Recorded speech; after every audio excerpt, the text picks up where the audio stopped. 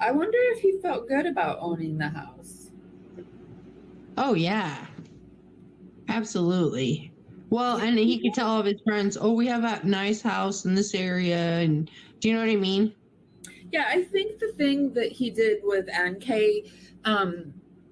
he downplayed the amount that he liked the house and the amount that he really wanted the house too. He was like, oh, I was just doing it for her.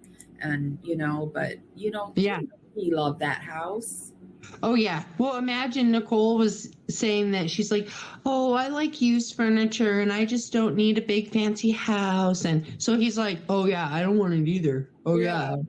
Who needs that? I don't need it anymore. Yeah. Yeah.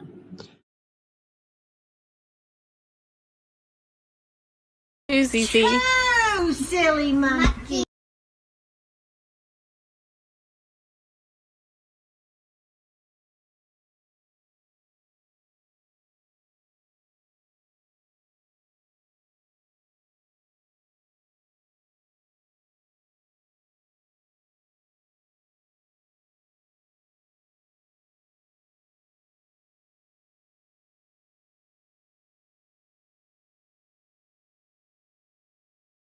Silly monkeys.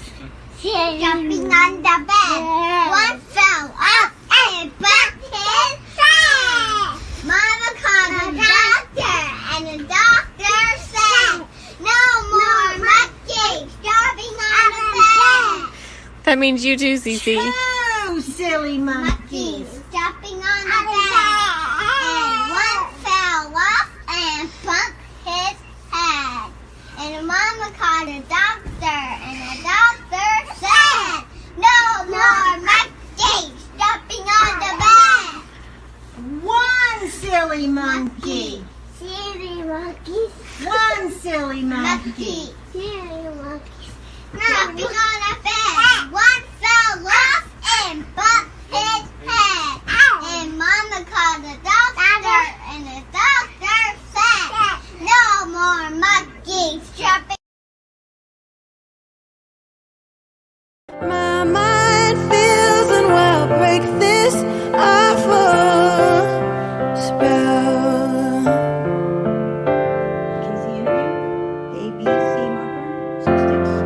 How are we gonna fight if we can't stand up? How are we gonna now when you're not getting creative control? It's been 11 years since Casey Anthony was found not guilty for murdering her 2-year-old daughter, Kaylee, and now she's breaking her silence. The 36-year-old woman is set to share her side of the story in Peacock's new 3-part docuseries, Casey Anthony, Where the Truth Lies, which is set to debut on November 29th. The limited series, which has been created by Alexandra Dean, will feature material from Casey's own archives and a lot of behind-the-scenes footage. Cindy calls 911 to finally report this 2-year-old missing. Cindy actually calls a couple times. The first time she calls 911, she wants them to arrest her daughter for stealing her car. Casey then told her mom that Kaylee had been taken by the babysitter, which later proved to be a lie. Cindy called 911 again. My daughter finally admitted that the baby's in the store. I need to find her.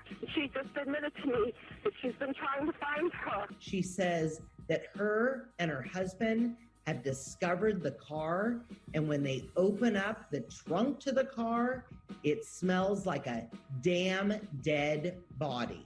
There's something wrong. I found my daughter's car today, and it smells like there's been a dead body in the damn car. Kaylee wasn't in the car, but on December 11th, 2008, a body is found in a shallow grave just down the street from the Anthony family home.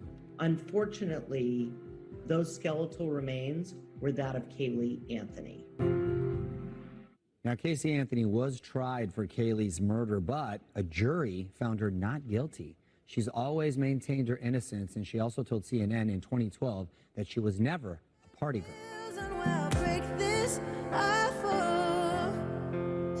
Why talk to me now when you're not getting creative control? How are we gonna fight?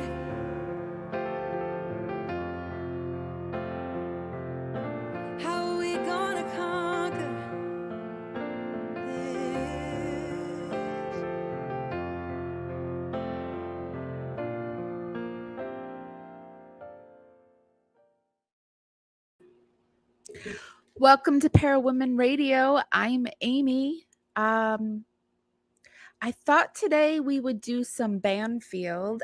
I haven't watched any of her stuff lately on the Bryan Kohberger.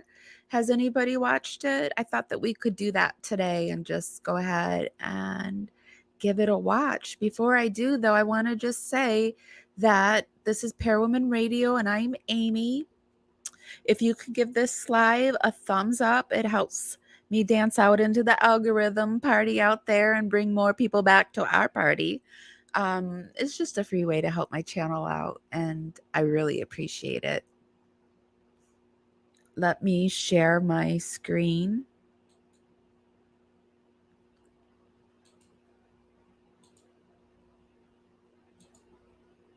I have actually a few things, like about 3 5-minute long videos for her.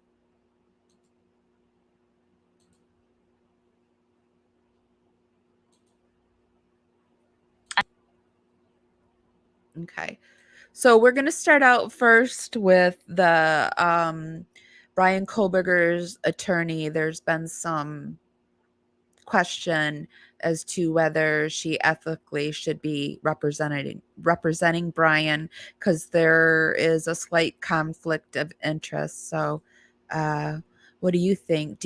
Have you heard much about this? Do you think it's like a conflict of interest? Do you think that she should step down? I think she probably does have a conflict. It's probably an ethical conflict, or a moral, not ethical, moral. It's probably a moral conflict, because I think they've decided that it's not a conflict. But she's not going to step down. This is going to make her career. She's in it for the long haul, in my opinion. So let's go and let's see what Banfield has to say. I know somebody else who gets a little agita when it comes to this, and that's Mark Garagos. And the reason I know Mark Garagos gets agita with it is because he has a lot of high-profile cases in his past. He's here to help me break this all down. Of course, you know him. He's a criminal defense attorney. He's the co-host of the podcast Reasonable Doubt with Adam Carolla. So Garagos, I said there were 2 issues. I had a huge crush on Adam Carolla back in the day. That I found in this whole conflict. He was on some MTV show. It was a game show. Wasn't he? When it came to Ann Taylor and the 3 parents. Number 1 was that they have to be okay with it, and clearly Kara Kernodle is not. But then number 2, they have to be notified. And that didn't happen either, at least in Kara Kernodle's case. So I want to get you to weigh in on this news, Mark, that they've had this meeting. They've gone through this review process and no conflict, the judges determined. What are your thoughts? Well, I sent you the other day, Ashley, a op-ed piece that somebody had done in which they had basically analyzed the ethical rule here without giving you a... Mark Garagos, isn't he the one that represented Scott Peterson? Isn't he? I think he is. Any credit whatsoever, by the way, and had said that there really was no ethical conflict. And I couldn't actually disagree more with the analysis. Number 1, I think you've pointed out one key thing, which is you can't do this absent a knowing waiver by the clients. And why do I say clients? Both the current client, who is the young man who was accused of these horrific crimes, and the parents of the victims of these crimes. Now, the one part I will take issue with, and you know that I agree with you on gag orders. I always think gag orders have been inverted. We talked about this the other night. Originally, gag orders were instituted in Shepard v. Maxwell, which was F. Lee Bailey's case back in the 50s, which later became the model for the fugitive. But quite honestly, I'm shocked that they're letting this go through, even if there was even the slight whiff of there's being something wrong. The judge should have told her bye-bye, because this is a death penalty and these are expensive. They were originally to protect the defense. It's been perverted. It now is something that harms the defense, in my opinion. But when the lawyer, Ann Taylor, goes into chambers in camera, meaning she and the judge talk privately, I understand that. I've done that many a times. I will tell you when I've done it in many murder cases, when a client wants to get on the stand and it may be against my advice. Hypothetically, I might go into chambers with just the client and tell the judge this is against my advice, but it's their choice. So I can understand that. You don't want to violate the attorney-client privilege, or at least let the prosecutor hear it. In this case, I understand that. What I don't understand is how there can be a knowing waiver by the victim's parents, because I just don't think that there is any way possible that there isn't going to be a discussion of that house, the use of drugs, and people going in and out. I just find that entirely too hard to believe. I don't know if the judge said, okay, if we get to that point, then we're going to do further hearings on this and we'll table it. And as of now, you don't plan on doing it. But to my mind, that is in play. And to your point, that is potentially, God forbid, from the young man's standpoint, he gets convicted and later says, I've got a 2255 writ of habeas corpus, and my lawyer was ineffective because she didn't want to go there, meaning the house, Sure. Drug use and things of that nature. AKA ineffective assistance of counsel. We hear it all the time. It's like, I don't know if it's the number one appellate issue, but yeah, if I had a dime, I'd be on a yacht in Majorca. Yeah, it's the number one. I knew you'd say that. Okay, here's the other thing. So did they have Bryan sign something saying that he wasn't going to later come back and use this as his reason for an appeal? Did they? Breaking news. Something they would do if they're going to allow okay, this. wait one sec, because I'm going to get you to talk about this one. So the sources that we have close to the prosecution have also told us that the prosecutors in this case are actually in favor of having her conflicted out. And I suppose I get that, because who wants to try a case twice? Who wants to do all that work and all those billable hours to the taxpayers of Idaho, and then, a couple years down the pike, after they might get a conviction, have it tossed out only to start all over again and put those families all through that again? That's what I'm saying. Well, look, the cynic in me would say, of course they want her out. She's one of the only qualified defenders in Idaho. So I can see that. But the same time, the prosecutors have a very... Does anyone else find it very ironic that Bryan Kohberger is putting his life in the hands of a woman? Just saying. I would say, easy way to raise this issue, which is to file the motion to say that they want the waivers by the respective clients. There's a U.S. Supreme Court case, I believe it's Wood, that specifically talks about what you have to do in a situation where there is a conflict. It has to be on the record. I don't know if that, and we don't know if that was done already in camera or ex parte. Remember, there's two different ways this could be done. It could be done in camera, which means the public doesn't listen to it. And it can be done ex parte, which means the prosecutor doesn't get in on this. Or it could be a hybrid of the two. But I would be shocked if the prosecutor hasn't at least filed the motion, maybe redacting what they think or what they think they know. But I'm surprised that so far, and I haven't checked the docket, maybe it's been done, that they haven't filed for this, because the U.S. Supreme Court generally counsels that you do this. Thank you for watching. Go to newsnationnow.com to find News Nation on your television provider. And don't forget to... Okay, so what do you guys think? Do you think this is... Hold on. I thought this would be a interesting one to go into next. But what do you think? Do you think that Bryan Kohberger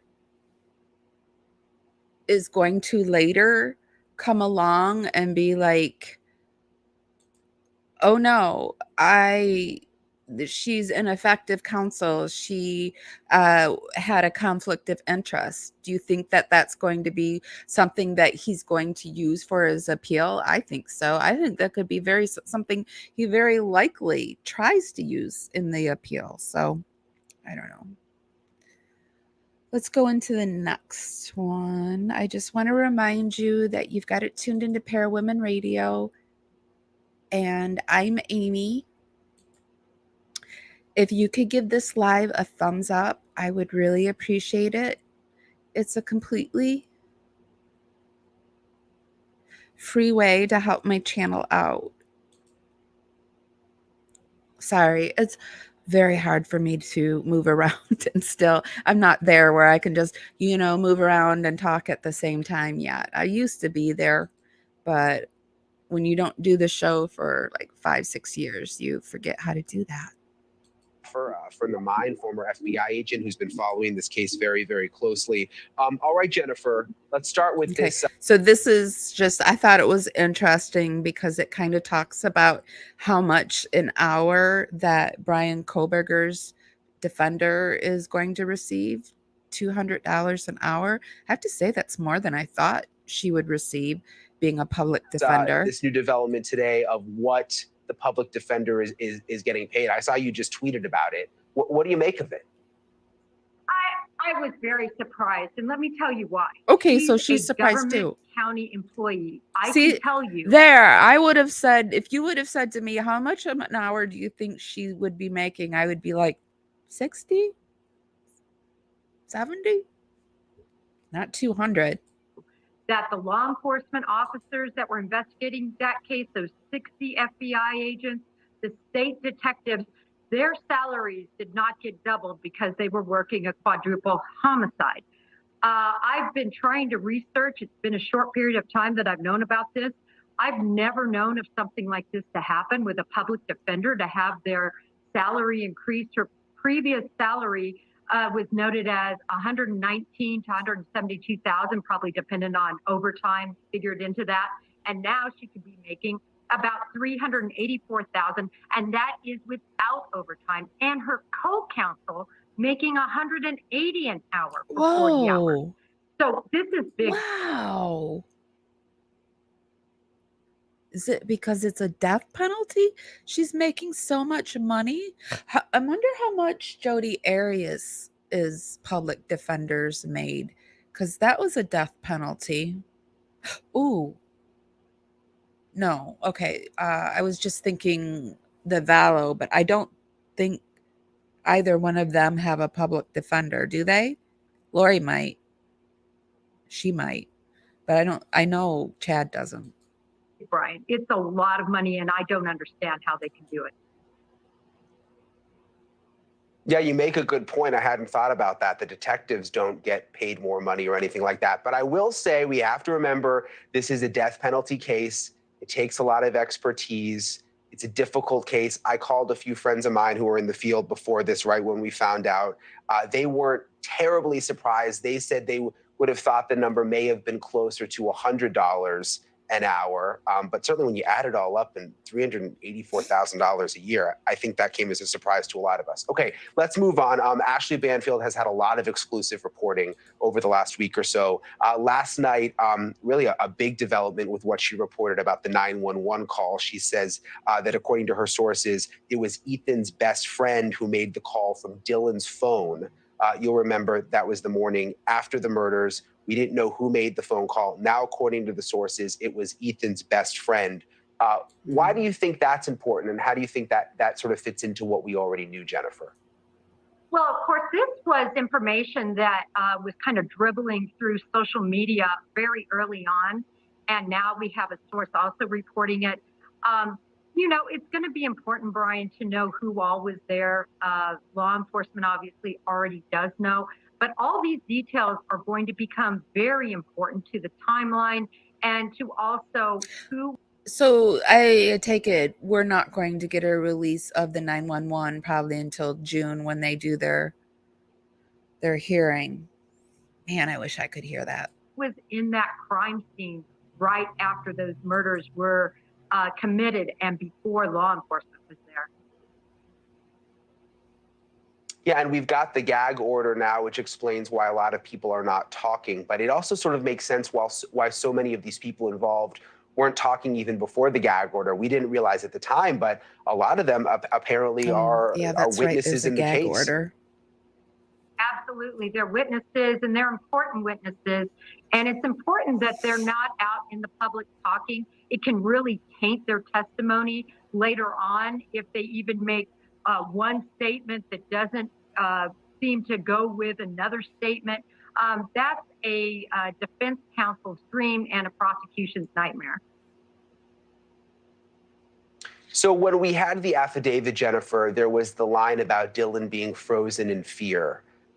That, you know, when all of this was happening, she saw a man walk by in a mask and was frozen in fear. And there was a lot of confusion about what took so long to make the 911 call. But when you piece together some of Ashley's reporting, her reporting is now indicating that Dylan didn't necessarily know that something bad was going on upstairs, that there were just noises, that, you know, it was a party house. It may have been something else going on, and perhaps It was just noises. And I can't say this enough, that I lived in a house like that the rooms were rented out, and it was co-ed, and it was just, you know, a party house. We were a party house. And also we think, like, why didn't Bryan Kohberger see her when he walked by? But we all like in our minds are thinking, I think that I was in my mind, that she was just standing there with the door thrown wide open, where in reality, when you're trying to figure out what's going on outside, don't you just like creak it open just a little bit and like kind of peek out? Even maybe not even peek out, just open it a little bit, like that much to see. He probably didn't even see that the door was opening and that she was watching him. that's why she didn't initially call. And then now we know that it was Ethan's best friend who used her phone to make the call and made the discovery. How do you think all of those new tidbits fit into the timeline? Does it make sense to you? Well, the bedrock of this case in terms of what we have in the public as far as facts is that probable cause affidavit. That's the cornerstone of the case as we know it right now factually. If you look at that, there were 3 different times she opened that door. And so these statements that are being made by the source certainly make sense with her first time she opened the door, where she talks about hearing possibly Kaylee playing with Murphy. And possibly there could be more that was. It has been reported that she opened the door and she yelled upstairs for them to be quiet. Do you think that is possibly why Bryan Kohberger came down to murder Ethan and Zaina? Do you think, like, he thought that Zaina was the one that yelled up for them to be quiet? Do you think that's possible? I mean, I know it's possible. Anything's possible, right? Remember, Brian, in these interviews. That's why I have to go to this court case. I've added a GoFundMe to my case because I'm not monetized yet. And if you would like me to go to the court case, I put something up that is, I'm trying to raise some funds to go to Idaho. It's supposed to be this June. I have other court cases that I want to go to as well. The Aiden Fucci is the 23rd of this month. I'm still going to try to go. That's on Wednesday. I don't know, though, if I'll make it to that one. And then the Lori Vallow case, even if it gets severed between, if the Vallow and Daybell, they get severed, Lori's case has to go on because she has not waived her right to... She has not waived her right to a speedy trial, so they must get her trial out. There's a few other cases coming up that I want to visit too, and I'm sure there'll be more in 2023. And the interview of Dylan Morton. So I will put the link to the GoFundMe in the live description down below. And if you can help me out at all, I really appreciate it. Then it is going to be pages long, possibly hours long of recorded interview time. So the PCA just has a small snippet of what was said. So I think both statements can be true, but the bottom line is I do believe she was frozen. She was terrified when she saw that figure in her doorway. Yeah, it's a good point that she opened the door several different times and may have had a different reaction each time. Jennifer, thanks so much for coming on tonight. It's always good to see you, my friend. Thank you for watching. Go to newsnationnow.com to find News Nation on your television provider. And don't forget to click the red subscribe button below to get more of News Nation's fact-driven, unbiased coverage. Okay. Let me stop that. I have one more to show you. This one is actually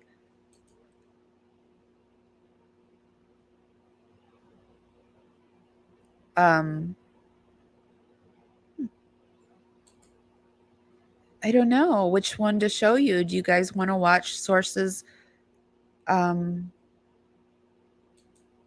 you want to watch this one? Sources, Attorney Koberger's wrongly given credit for expertise if guilty, or do you want to watch?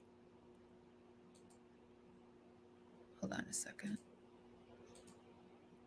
Got too many things going. I always have too many things up.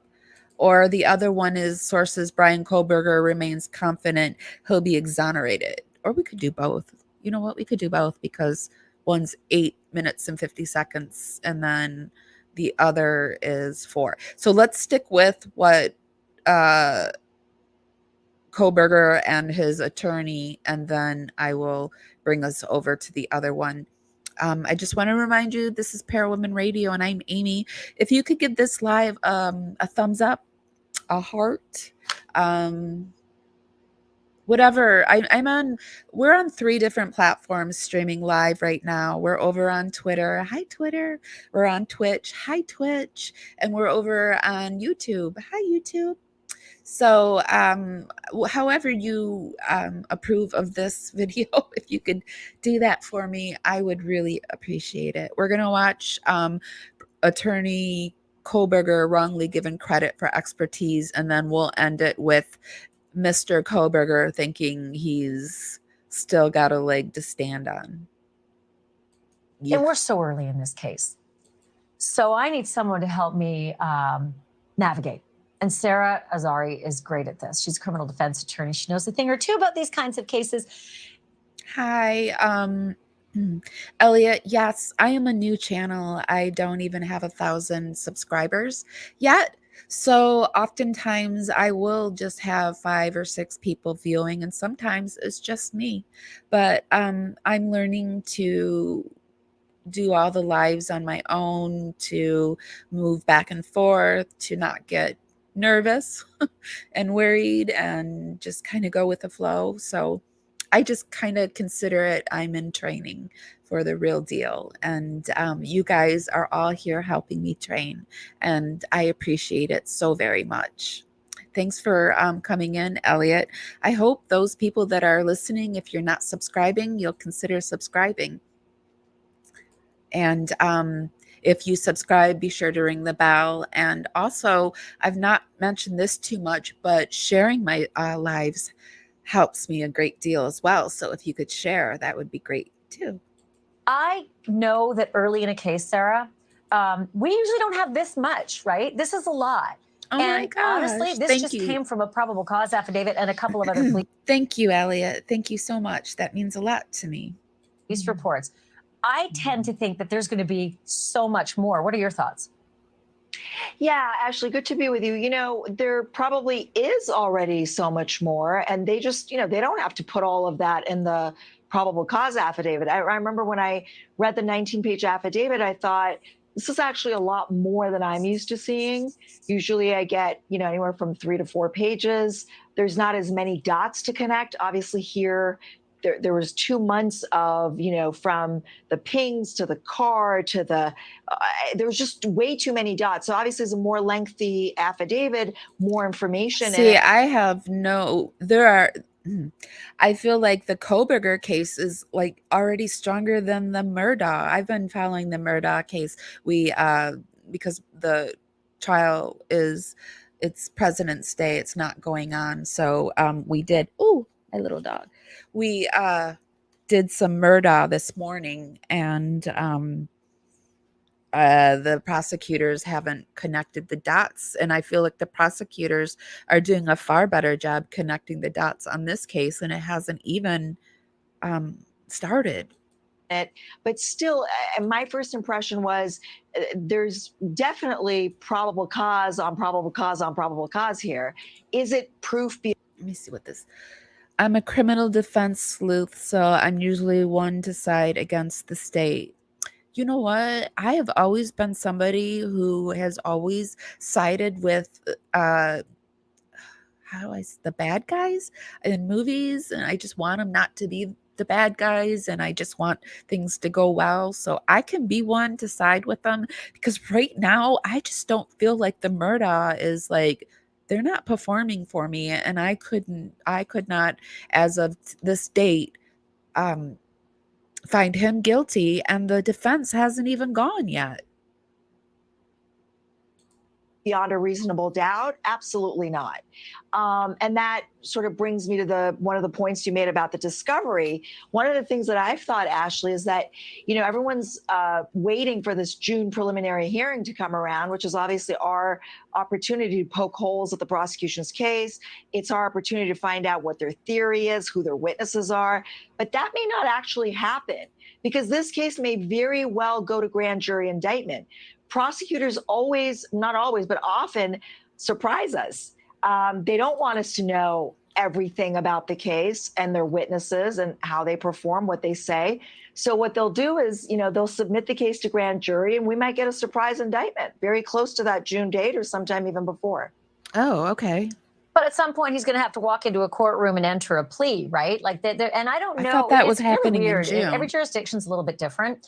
Sometimes Yeah. you actually get information during those hearings. Sometimes you're just waiting for a plea, and it's sort of pro forma, and out they go. But we could hear something. Do you more. think Koberger is going to do a plea? Do you think because in our next one, we're going to watch that he really thinks he has a leg to stand on? More. Right, absolutely. So let's talk about my jurisdiction, or New York, for example. I'm in LA. We get. Let's see. That's why the Koberger case is so popular. It's not the typical slam dunk case so many of the other cases are. You don't think the Koberger is going to be a slam dunk? I guess, right. We can't tell yet until we see what they have, but that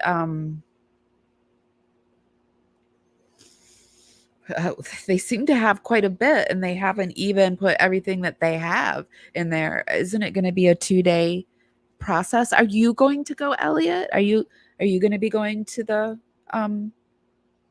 Idaho 4 case? A lot of discovery up front, even before the preliminary hearing. It gives us a chance to prepare for that hearing, do an effective job at cross-examining the prosecution's evidence and witnesses. And then through the cross-examination, we can extract more information. Of course, there's no jury around. It's just the judge and the attorneys.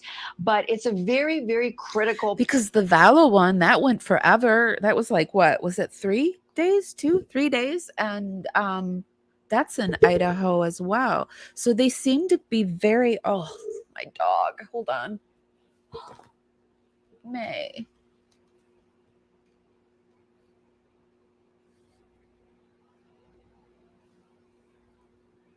Boy. They seem to be very thorough in Idaho with their preliminary examinations. Or maybe that's just because these are two, they're both death penalty cases. Part of a case, and it's really thereafter where you can decide whether what the case is worth. What is it going to look like at trial? You've done the investigation, you have their discovery, you've done the probable cause hearing, the preliminary hearing, and then you can sort of assess whether. She's a bad one for that, isn't she? And she's been especially bad lately. All her sources, I think they're just her.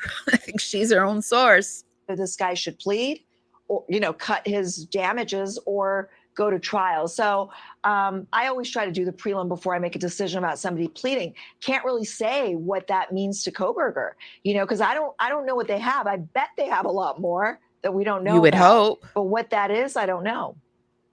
So that makes me think, well, I'll ask you a couple of technical questions connected to the breaking news tonight, this exclusive that Koberger seems confident he's going to be exonerated. Would there have been any possibility for plea discussions before he ever even enters a plea? I mean, could something happen between now and June where this whole thing goes away? Do you think he's really going to accept a plea? I don't think he will. Let's see what Elliot. I wish I could go, but I live in southern Indiana and couldn't get there. Also, all the hotels within quite a distance of the courthouse are already booked for the last week of June. Yes. But I am a Jeep lifer. I like a van lifer. I travel in my Jeep. I can sleep in my Jeep. I can eat in my Jeep. I can do other things in my Jeep. So I'm one of those people that can travel. And so I've put down a GoFundMe because I'm not monetized yet. And I am trying to save money to be able to do these things. And so I put a GoFundMe and I put some of the cases that I want to go to. And I also want to go to some true crime places. I cover the Watts case. And so I'd like to go to their grave sites, some true crime grave sites. And see.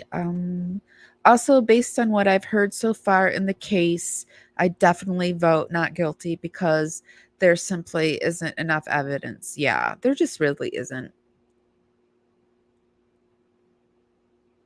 I'm trying to think if there's anything. I mean, I guess if it was Dylan and if Dylan could positively identify him, maybe. I don't know. They really don't have enough yet, but I think they've got some good stuff. I really do. I am from Michigan, but I currently am in Florida. Yeah, it sounds lovely to be in Florida, but when you're here all alone and not by choice, it's not as lovely. But I've got the travel bug. I want to go to the Aiden Fucci sentencing. That's in Florida, and it's not very far from me, so I might just pop in there because I like going into trials. When I'm a ex-social worker, and when I burnt out, I was a paralegal for a year or two. And so I enjoyed that quite a bit. And being a social worker, I did a lot of testifying of my own self for the state. They would have already put his face in a couple lineup cards and would have included that in. Oh, would they have? Would they have included it? Do you think? Or I don't know. Do you think? I think they might not. Would you know more than I do? Because you said you were part of the legal. Let me see what you said. You're a criminal defense sleuth. Okay, I'm sorry. I thought you said attorney. You're a libertarian and also been you have been a paralegal.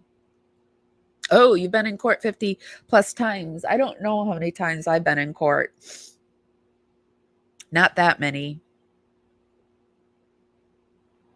Yeah, not that many, but enough that I know what's going on and enough that I know I enjoy it. Went so fast with Chris Watts, but Chris Watts had entered a plea before plea deals actually ended up, locking him away for life and toe tag parole.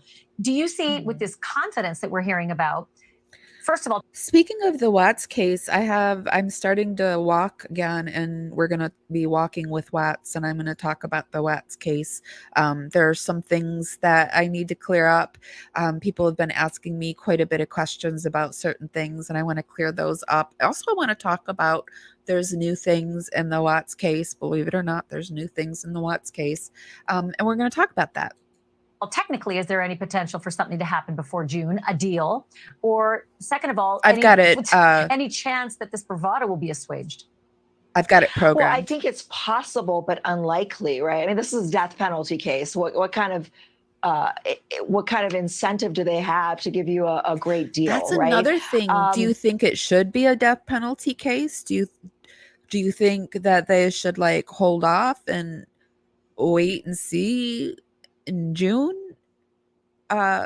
before they say it's a death penalty case? I think it's going to be death penalty no matter what. So I don't know. I mean, it's possible, but highly unlikely. But to your point about exoneration, that's a term that's often misused. People use it interchangeably to mean factually innocent. I think maybe Koberger meant that, hey, I've been convicted in the court of public opinion. That's what I I'm think get it exonerated. is. I don't know. Everybody is stuck on that use of word. I think he thinks he's been convicted in the court of public opinion. That's exactly what I was thinking when I heard all of him saying people are sticking on that one word, and I think that's why he said what he said. Oh, but it's very interesting choice of words. And again, I think what we're I giving him a said. lot of credit about, being this PhD student in criminology, et cetera. But if he truly committed this crime, he didn't really do that great of a job, right? I mean, leaving the knife sheath behind and all kinds of signs, not having a burner phone, et cetera, is rookie to me, If I had a dime for all of the super duper smart criminals that thought that they had figured it all out, planned it, and crossed every T and dotted every I. I think I'm a super smart person, and I don't even think I could plan a murder. I feel like in this day and age, you can I don't know why people think they can get away with it, because I always said I'd have a yacht, in the Seychelles, but and even Alec Murdaugh, which is what we're going to cover in a little bit. There's a lawyer who, if he did it, was dumb as paint. The prosecution will file it as a death penalty case during the conferences in June. Okay, that's what I was wondering. Okay, thank you. Also, if he had any exculpatory evidence, exculpatory evidence, I think Taylor would have introduced that by now. Yeah.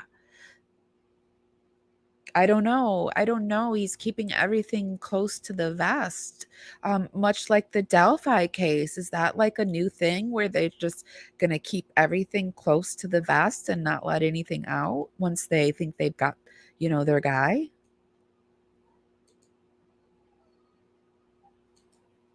Really, honestly, just not done well at all. I have this question for you about circumstantial evidence. A lot of people say, oh, it's just a circumstantial case.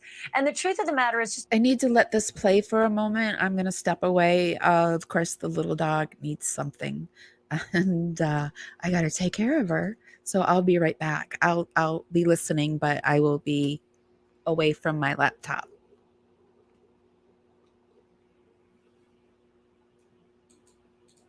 About every case I've ever covered is a circumstantial case, because we just don't get a lot of direct eyewitness, testimony to rapes and murders, etc. But how much circumstantial evidence, Sarah Azari, do you think is reasonably enough, or does it just depend on who is in that jury box? Well, I think, first of all, Ashley, a majority of my cases, I would say probably 90% of my cases, and certainly my murder cases, have been circumstantial. I mean, I wish we had precipient witnesses, because, it would, as a prosecutor, I wish we had precipient witnesses, but circumstantial cases are just as strong as direct evidence cases. Sometimes there's a lot of dots to connect. Sometimes there's a few dots to connect, but, I don't think it's any weaker than a direct evidence case. I just think it depends on the case, depends on the circumstances. And the other misperception is that if you don't have the murder weapon, that somehow you don't get a conviction, and that's absolutely wrong as well. Yeah, and I've always said that also extends to cases without bodies, because I've seen plenty of convictions where even the body has not been discovered. And we're going to be, doing a lot of coverage on Anna Welsh, right? Also in Cohasset, Massachusetts. So that's a great study for, anybody out there who's either a crime buff or a law student. Those are incredible cases. Okay, last quick question. The fact that Koberger uttered the words, this is the Pennsylvania video, right, when he was making an appearance there. He uttered the words, has anyone else been arrested, right? That's what a source had told us upon arrest. That has led to a lot of people creating these theories that there's a second killer or an accomplice. that's a tough row to hoe, in any case. But give me your characterization of how you think that might wind its way into this particular case, given this incredibly complex crime scene. Mm-hmm. So that resonated with me. I remember when I first heard that, I thought it was a pretty loaded question. It was almost rhetorical. And I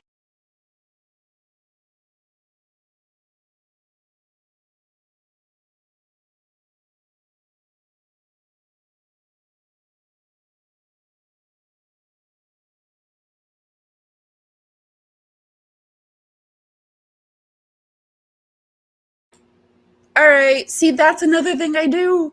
I leave my my mic muted, and then I have whole conversations. But thank you, Elliot. Thank you so much for stopping by, and thank you for subscribing, and thank you for sharing. I really, really appreciate it.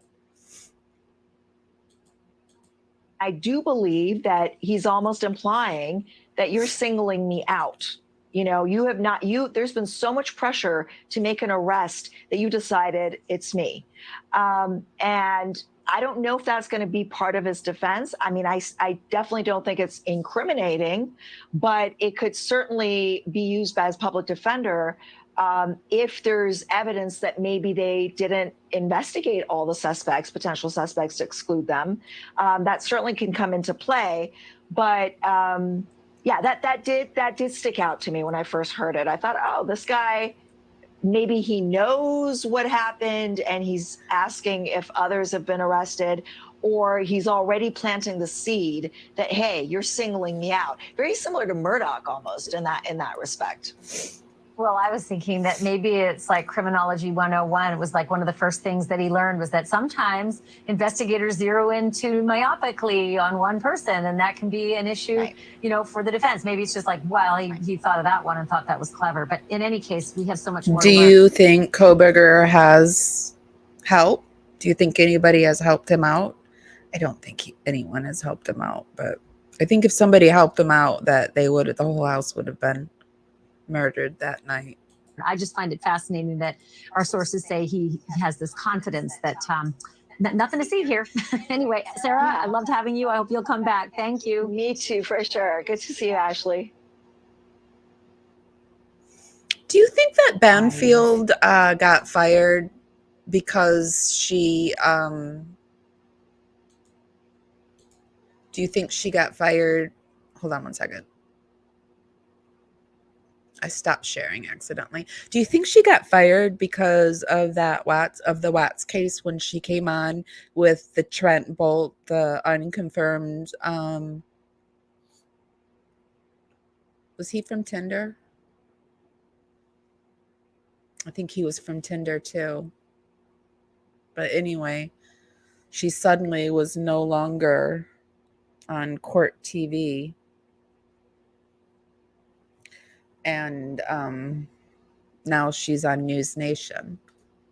Maybe it was just a job switch, but I think she got in trouble. Let me share my screen again. I think she got in trouble. In the last few weeks, I've been hearing a lot of people kind of mumbling and grumbling about old Banfield. She isn't making people very happy.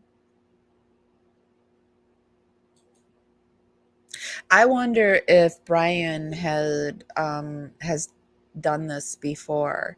And I also wonder if Bryan was the one harming the dogs in the weeks leading up to what happened. But then I think, well, he was a vegan and he didn't want to eat animals. So I'm not really sure he was the one harming the animals. But the scene of the crime, there is a lot that you know about the person who was arrested, Bryan Kohberger, and charged with 4 first-degree murders. Those are death penalty eligible murders. But there is some knowledge about Bryan Kohberger that we are just learning about. And we can tell you via multiple sources who are Right? Murphy directly connected survived. to this case. How Murphy has his own Instagram account.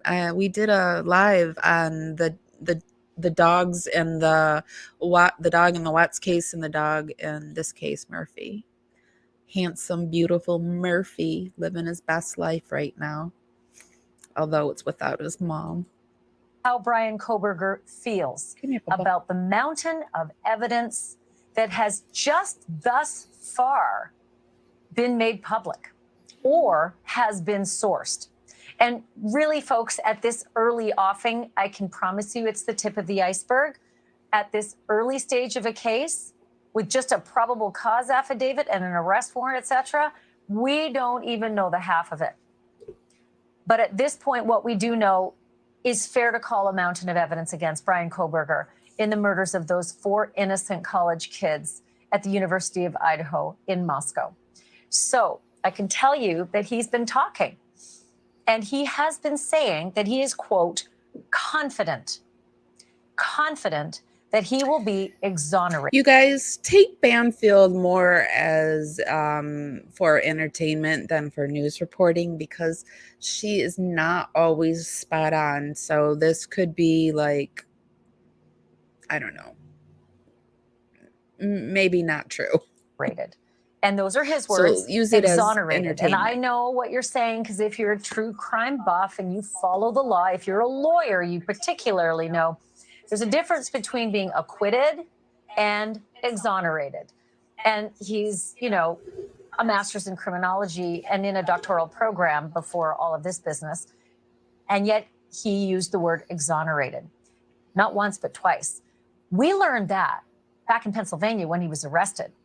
That's what his defense attorney, his public defender in Pennsylvania, said, that he looks forward to being exonerated, which I thought was a strange choice of words, because sometimes in common parlance, you'll say that, like, I'm going to be absolved of all of this kind of thing. I'm innocent. I think it has more to do with he feels like he's been convicted in the court of public opinion, and that's where his exoneration is going to come from. But in legal terms, exonerated usually refers to being convicted and then afterwards, upon appeal, being cleared. So I don't know what he's saying. I don't know if he's using the common word exonerated or if he's using the legal word, because he is, you know, criminology master's student, doctoral program, probably knows the difference. But he didn't say the words Or he acquitted. didn't say it at all. And this is not false bravado, according to our sources. He truly believes he is going to beat the You guys rap. think it was Again, said? Bryan Do you, Kohberger, according do you to our- trust Banfield on this one? Do you think that what she's reporting is true? I just feel like it could be a 50-50. It could be true and it may not be true. Sources, multiple sources directly connected to this case, saying that he believes, he is confident he's going to be exonerated, that he will beat the rap. Now, here's what I don't know. I don't know how much access he's had to discovery yet. That's his attorney beside him. That's Ann Taylor, the public defender. She is a whip-smart lawyer, one of the best lawyers in Idaho. She is a great attorney. I mean, how did he get so lucky to have such a woman that is so like the best in Idaho? He's getting the freaking best in Idaho, and it's a woman. It's like, I almost wish he would be a Daryl Brooks and represent himself. Wouldn't that be lovely? God, there are the issues that we would be. I would pay to get in to see that. discussed on the show, the conflict of interest potential. As we reported last night exclusively, she's met with the judge. The judge has done a review and cleared her of the conflict. That doesn't mean it's the end of the case, because the prosecution, as we're told, is not keen on the idea of her continuing to represent Bryan Kohberger, because who wants to have an appellate issue if they get a conviction in this case? So we don't know how much he's been given in the way of discovery. We don't know how much of the prosecution's He case. could still fire her and use his own expertise like Daryl Brooks. his lawyer has had her hands on and then shared with her client. We don't know how much press reports He doesn't he's been have to able to take actually her. consume. There's a TV in the Moscow jail, but it's one, and everybody has to agree to what they watch, and who knows if they want to watch the news. I thought he was also being separated, so doesn't he only get like a few, like an hour or something out a day, if Maybe that? they want to watch, Dr. Phil. And he's being given vegan meals. I I never don't- knew you could get vegan meals in jail. I didn't know that was possible. Don't know. But we don't know how much he has seen, and we don't know how much he's consumed about this case. But you, the viewer, if you're watching this program, I know you, and you have seen a lot. It's a mountain of evidence. It is a very strong Is that case. because all the prisoners are given a tablet, or you can purchase a tablet? Is that why he has a tablet? You know, he's already got that weird woman that is saying that they're soul twin flames, so he's never gonna have a problem with commissary. I feel like I feel like it should be illegal to fill people's commissary books like that. I know that there's a cap on how much can be put in, but it's just will never be empty. His commissary will never be empty. And they all get one. Yeah, I have heard that this is a very nice jail that he's in. He has a pretty good jail that he has chosen. Unfortunately, he chose a death penalty state. So there's that. And it's full, it's got this big old basket of something we call bad facts. That's a term. That's a term used in the business, in the legal, industry. Bad facts. Thank you for watching. Go to newsnationnow.com to find News Nation on your television provider. And okay, that was a really quick one. What do you guys think? Do you think that Koberger actually said those things? I think that he probably is pretty confident in himself, because he just seems like he's that type of person. Well,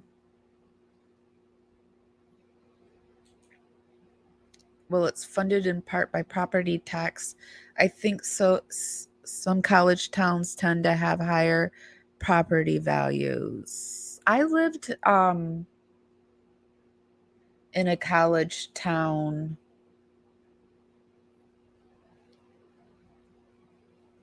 Although granted, it wasn't a university. It was just a college. It was like I don't know, all those college, the different ones. It wasn't like a community college. It was a college. It was actually a college that my college used to play in football every year. But yeah, our property taxes weren't that high. But it could be that it was Michigan and not Idaho. I don't know. Eventually he's going to get to where he needs to go, I suppose. And I suppose when you're on death row, you get less, assuming he goes to death row, you get less things than if you are in Gen Pop, right? Or am I wrong? I used to go into the jail in the town that I lived in to counsel. I was working for my CAC, and so I was counseling some of them. And all I remember is the smell. I can still pull up the smell. And there was no air conditioning, and the smells. The smells. I just remember that. And they definitely didn't have phones, and they definitely didn't have tablets. Yeah. I think this Idaho jail is just like a pretty good jail to be in if you have to be in jail. there's too much circumstantial evidence. I think it could have been anyone. Not really sure why they're blaming him. The scene was so contaminated by the time he got there. I think it's because they have more than what we know they have, and I think it's, you know, the GPS stuff. They're really paying attention to the GPS stuff in the Murdaugh trial. I think it's that. I think they have far more than we know. And hopefully, I hope in June I can be there and bring it to you guys so you guys can know what truly they have.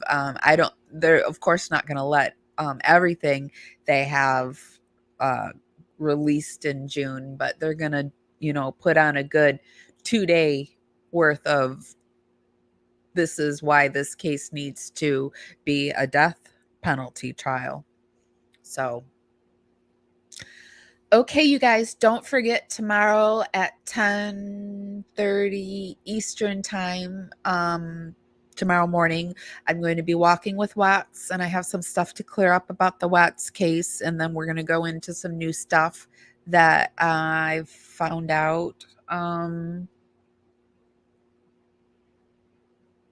5 days? Really? I thought they said 3. Wow. Okay.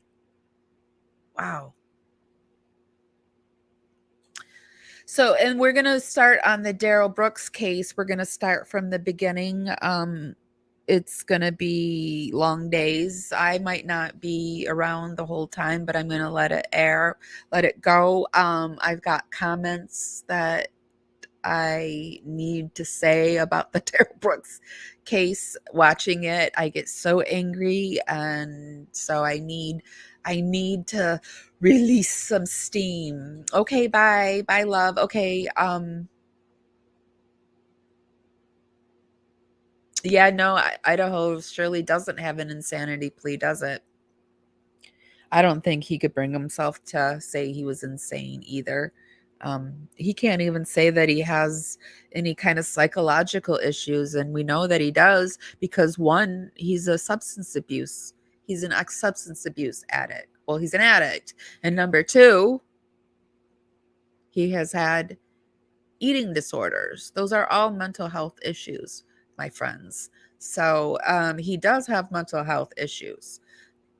Those 2 at least. And I don't know him well enough to diagnose them for the others, but I could guess. But yeah, so pretty excited about tomorrow. I hope you guys all come back and watch and comment. Make sure you like this, share it. Even if you don't like it, I really want to know why you don't like it. Or, you know, you can even give me a thumbs down. That still sends me out into the algorithm and it lets me party out there and bring more people back to our little party on Parawomen Radio. Parawomen Radio is just women supporting women, doing the unusual. We have a huge male fan base, and we're happy and okay with that. And we welcome you, and we support you right back. So that's really all I have today. I've done 2 lives. I did an Alex Murdaugh earlier in the day, and so now I'm rounding it off with a good old-fashioned Idaho 4. And tomorrow we're going to be talking Watts and probably the Murdaugh case again. So thanks everyone for stopping by. I love and appreciate you, and I am so grateful for all of you. Bye, everyone.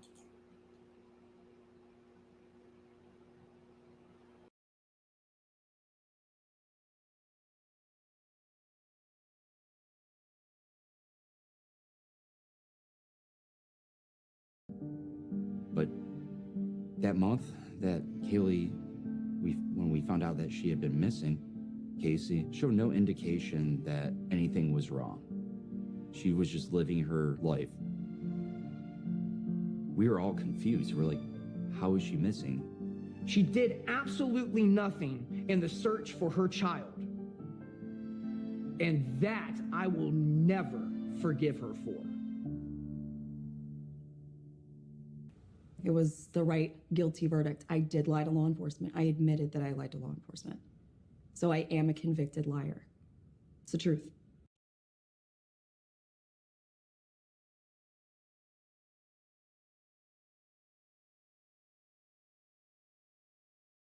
Here's Chris doing some of his first home improvements.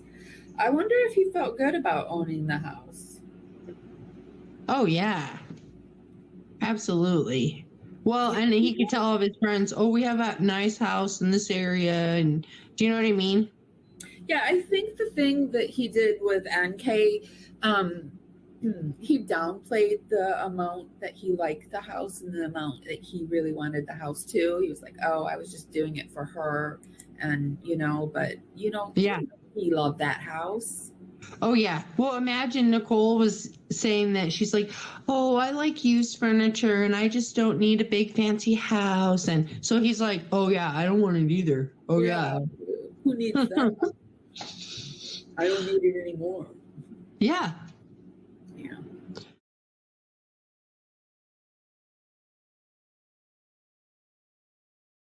My mind feels unwell. Break this awful spell.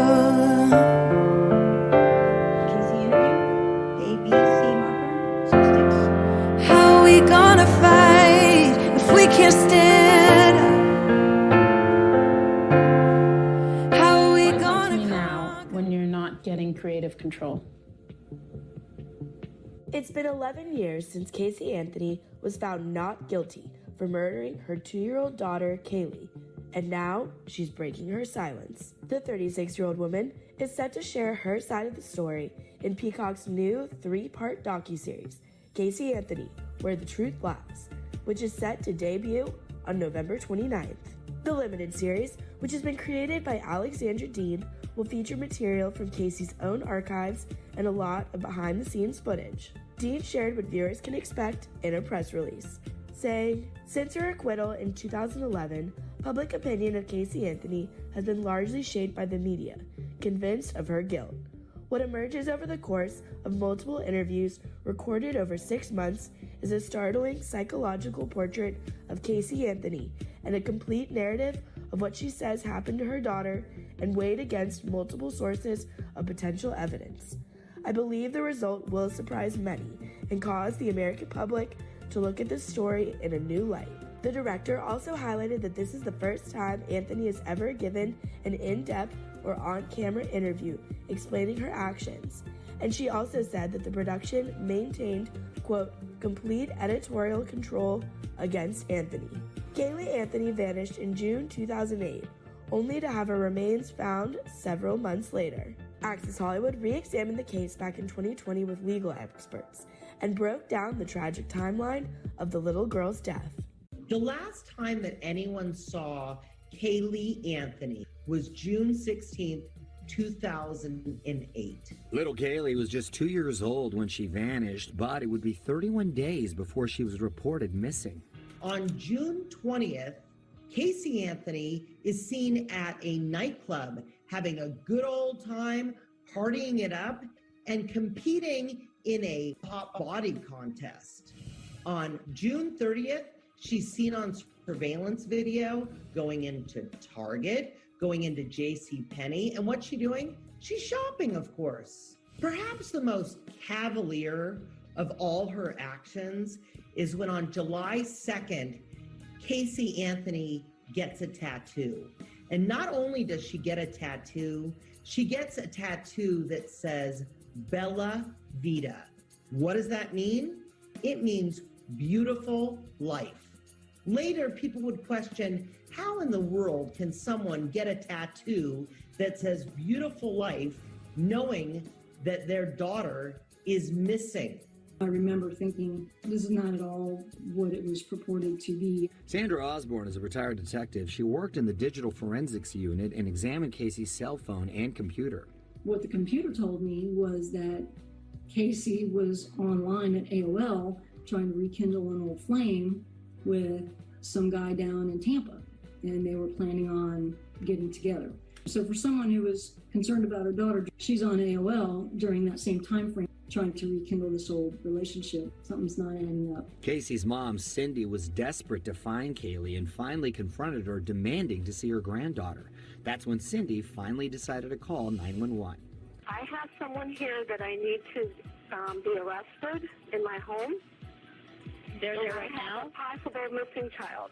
31 days after Kaylee is last seen, Cindy calls 911 to finally report this 2-year-old missing. Cindy actually calls a couple times. The first time she calls 911, she wants them to arrest her daughter for stealing her car. Casey then told her mom that Kaylee had been taken by the babysitter, which later proved to be a lie. Cindy called 911 again. My daughter finally admitted that the baby's in the store. I need to find her. She just admitted to me that she's been trying to find her. She says that her and her husband have discovered the car, and when they open up the trunk to the car, it smells like a damn dead body. There's something wrong. I found my daughter's car today, and it smells like there's been a dead body in the damn car. Kaylee wasn't in the car, but on December 11th, 2008, a body is found in a shallow grave just down the street from the Anthony family home. Unfortunately, those skeletal remains were that of Kaylee Anthony. Now, Casey Anthony was tried for Kaylee's murder, but a jury found her not guilty. She's always maintained her innocence, and she also told CNN in 2012 that she was never a party girl.